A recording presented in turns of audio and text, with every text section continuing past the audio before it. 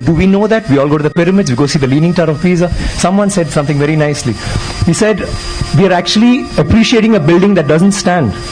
It's falling over and wow, let's take a picture, let's take a selfie, and we're getting excited. But we have temples today that stand and they didn't use plaster. Do you know that for this particular stone, they had to use a ramp which was 6 kilometers long, which was pulled by bulls, elephants and people. 6 kilometers long to get it up there, without any machinery, without any cranes, without anything. And they didn't have plaster. It's withstood 6 earthquakes. You know what happens when an earthquake comes? Without plaster.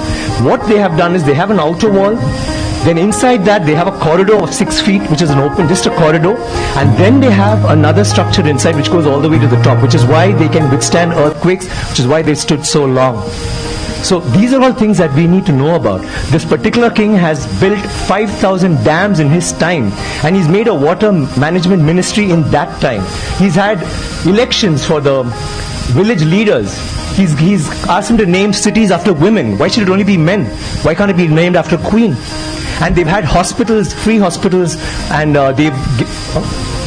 and he actually brought loans. I mean, he used to give loans. He used to help people get dignity, not just throw money around. So this is something that's so illustrious. And this happened in the 9th century. I'm sorry, I'm taking so much time. It happened in the 9th century when the rest of the world, you talk about superpowers today. The 9th century, all this happened when we had the biggest maritime naval thing in the world.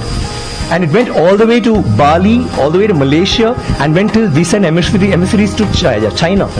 And you know what was the superpower doing then? America hadn't been discovered by Columbus till 500 years later. So think about our culture, think about how advanced we were. We need to be proud of this. It's nothing to do with North India, South India, West India, East India. It is, we are Indians, and we need to feel proud about that. And England is so illustrious, but England were invaded by the Vikings, and the Europe was in the dark ages during the 9th century. They had nothing going on. So don't you think we should celebrate history? Absolutely. Thank you. Thank you. I need water, please.